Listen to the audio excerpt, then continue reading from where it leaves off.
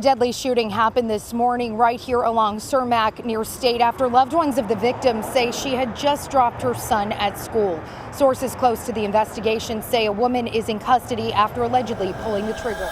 A young mother's life ended in broad daylight, and the story behind it only gets darker the deeper you look. What should have been an ordinary school drop-off spiraled into a scene straight out of a nightmare. In seconds, a young woman's world was ripped away, leaving a community stunned and searching for answers. Witnesses swore they saw everything. Videos started circulating online, and then the rumors took over. Whispers of betrayal, jealousy, and even a possible setup. The official reports paint one version of events, but the streets are telling another. Conflicting stories, protection orders, accusations, and a sudden release that nobody saw coming. It's a case that feels less like a tragedy and more like a tangled puzzle, one where every new detail makes the truth harder to pin down. And the deeper you dig, the more the lines blur between victim and aggressor, accident and intention, justice and cover-up. This isn't just a story of loss, it's a saga that raises one chilling question: what really happened that day? The public tragedy. It started like any other morning. Romecha Meeks, a young mother juggling school and parenthood, pulled up to her son's elementary in Chicago's South Loop. She had one mission: drop off her little boy with a smile and make sure his day started right. But within minutes, that ordinary morning turned into something unforgettable for all the wrong reasons. As Romecha walked back from the school, she suddenly crossed paths with Kuja Holly Johnson, the other woman tied to her child's father. What began as tense words between the two quickly escalated into a heated confrontation. Witnesses say things spiraled fast, with Carlos Lowe caught right in the middle.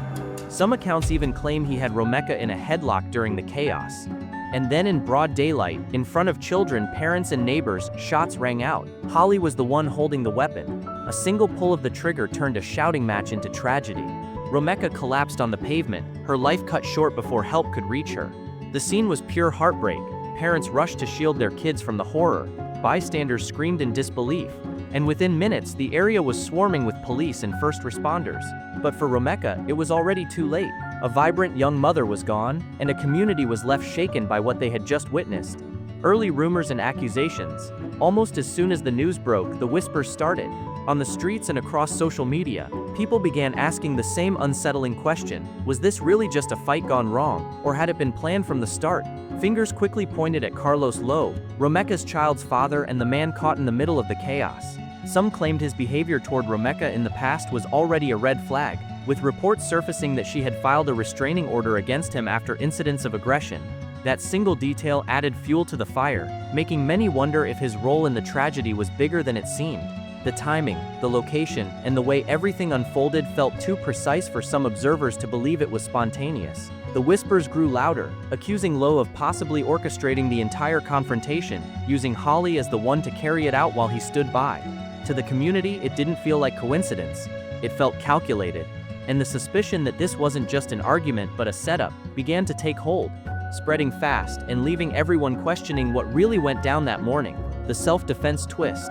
Just when it seemed like the case was clear-cut, the story flipped on its head. Reports emerged that Holly wasn't the aggressor at all, that she had acted in self-defense. Suddenly, what looked like a cold-blooded attack was being reframed as a desperate attempt to protect herself. Word spread quickly that Holly actually had an active order of protection against Romecha. That single piece of information shifted the narrative completely, casting doubt on who started the fight. If the courts had already recognized tension between the two women, could this tragedy have been the explosive result of that ongoing conflict? Then came the leaked videos. Clips began circulating online, allegedly showing Romecha confronting, threatening, and even stalking Holly. In these recordings, Romecha's voice is heated, her words sharp, fueling the idea that she wasn't just a victim, but also capable of being the aggressor. But here's where the debate hit a boiling point. Some saw the videos as proof that Holly acted only after being pushed too far. Others argued the clips were carefully curated, meant to paint a specific picture while ignoring the bigger story. Was this the raw truth of a toxic feud, or was it spin designed to protect Holly from facing consequences? The divide left the public torn, and the search for the truth became even more complicated. Contradictions and cover-up talk. Not long after the shooting, Holly was taken into custody.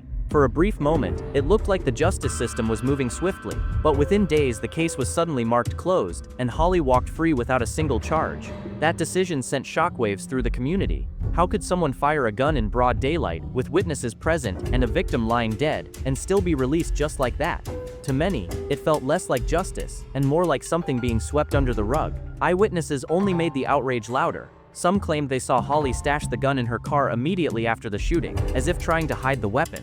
Others insisted that Lowe himself had been restraining Romecha in those final moments, making the idea of self-defense harder to believe. Then came the viral clips. Videos surfaced online with raw, emotional voices in the background, people demanding Holly's arrest, swearing they had seen everything. Instead of clearing up the story, the footage raised even more questions. With every new detail, the contradictions piled higher, and instead of bringing clarity, the official silence made people think the unthinkable. Was there more being covered up than anyone wanted to admit? The separate cars mystery. Just when people thought the story couldn't get stranger, another detail surfaced. Holly and Lowe didn't even arrive at the school together. Multiple reports claim they pulled up in separate cars, even though they were living under the same roof at the time. That single detail set the internet on fire. Why would they take two cars to the same place at the same time for the same reason? For some, it was just odd. For others, it was the smoking gun. Theories began to spread fast. Some argued it was a deliberate move. Separate cars meant separate alibis, different entry points, and the ability to claim they weren't coordinating their actions. In other words, it could have been staged to look spontaneous while actually being carefully planned. Of course, not everyone bought into the theory. A few people brushed it off as coincidence, a quirk of the morning rush. But in the context of everything else, the restraining orders, the conflicting witness accounts, and the quick release of Holly, the detail only deepened the suspicion that this wasn't just an accident. To many, those two cars weren't just vehicles, they were symbols of premeditation, proof that the tragedy might have been set in motion long before the first word was exchanged that morning. The family's pain. While the rumors swirled and theories flooded the internet, Romecha's family was left facing a nightmare no one should ever endure. Her loved ones gathered with friends and neighbors for vigils, holding candles, releasing balloons, and speaking her name into the night. Each gathering was filled with grief, but also anger, a determination that her story wouldn't be buried along with her. One detail hit especially hard. The very morning she was killed, Romecha slipped a handwritten note into her son's lunchbox. In it, she reminded him that Mondays were a fresh start, told him he was smart, funny, and loved, and urged him to stay strong. Hours later, that same boy lost his mother forever.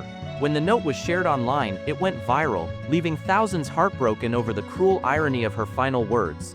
Family members say the little boy hasn't spoken much since that day. The trauma of witnessing his world collapse has left him in silence, carrying a pain too heavy for a child. His life was changed in an instant, and no explanation, no rumor, and no theory can take away the reality of his loss. For Romecha's family, the demand is simple: justice. They want accountability for what happened, and they want the system to answer for why someone could fire a gun in broad daylight and still walk free. Their pain is raw, their voices are shaking, but their message is clear. Romecha's story isn't over until the truth is told and justice is served. Romecha's life beyond the headlines. Lost in the swirl of rumors and debates is the fact that Romecha was more than a headline, more than a case file. She was a young woman with dreams, carving out a path toward a brighter future.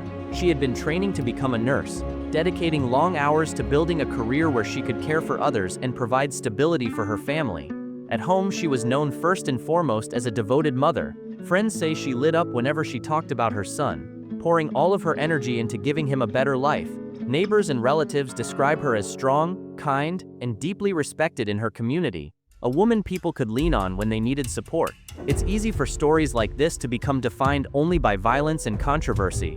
But Romecha wasn't just a victim in a tragic feud. She was a person with ambitions, loved ones, and a life she was fighting to build. She had plans, she had goals, and she had people who believed in her. Remembering her humanity, the laughter, the kindness, the dreams, adds weight to the loss. It reminds us that this wasn't just chaos on a street corner. It was the abrupt ending of a life filled with promise, leaving behind a family that will never be the same. The bigger movement. Romecha's story didn't end with the case file being stamped closed. Instead, it lit a spark that spread far beyond her neighborhood. Online petitions began circulating, demanding stronger protections for victims of domestic violence and accountability for the way her case was handled. Thousands of signatures poured in, each one representing someone unwilling to accept silence as the final word. The call for change wasn't just about one tragedy. It was about a system that many feel has failed too often. Voices across social media demanded transparency, asking why certain decisions were made, and why justice seemed out of reach. For the community, Romecha's death became more than just an isolated event. It was a symbol of a larger problem, one where women's cries for help are too easily dismissed, and where dangerous patterns are overlooked until it's too late. What began as grief turned into a movement, fueled by frustration but also by hope that no other family would have to endure what Romecha's did. Her name became a rallying cry, a reminder that change isn't optional, it's necessary. The darkest whispers. As the dust settled, the rumors only grew louder. Whispers spread through the streets. Was Lowe involved in more than anyone was saying? Some speculated he may have played a role in setting up the confrontation, pointing to the restraining order, the timing, and the tangled history between everyone involved. Conflicting witness accounts only fueled the fire. A few claimed Lowe was trying to hold Romecha back in her final moments. Others swore the scene felt orchestrated, almost too coincidental to be chance. With so many versions floating around, the truth became harder to pin down. Authorities, meanwhile, stayed silent. No clear answers, no detailed explanations, no acknowledgement of the contradictions that everyone could see. That silence left a vacuum, and in that space, conspiracy theories began to thrive. The community was left piecing scraps of information together, trying to make sense of something that never fully added up. And the more they searched, the darker the whispers became. The unanswered questions. When you piece it all together, the contradictions are impossible to ignore. A protection order pointing in two directions, separate cars arriving at the scene when they supposedly lived together, an arrest followed by a quick release, and a case abruptly labeled closed. Each detail on its own might raise eyebrows, but together they paint a picture that feels deeply unsettling. Beyond the rumors and speculation lies the human cost. Romecha's young son now faces life without his mother, carrying a silence that speaks louder than words. Her family mourns not just a tragic loss, but the absence of answers, justice that feels out of reach. And so the haunting question lingers: was this truly a case of self-defense, or was it something far more calculated, hidden behind legal language and official silence? For now, the truth remains buried beneath speculation and contradictions. But this story isn't over. As more details emerge, and as the community continues to demand accountability, we'll be here to follow every turn. Because some stories refuse to stay quiet, and this is one of them.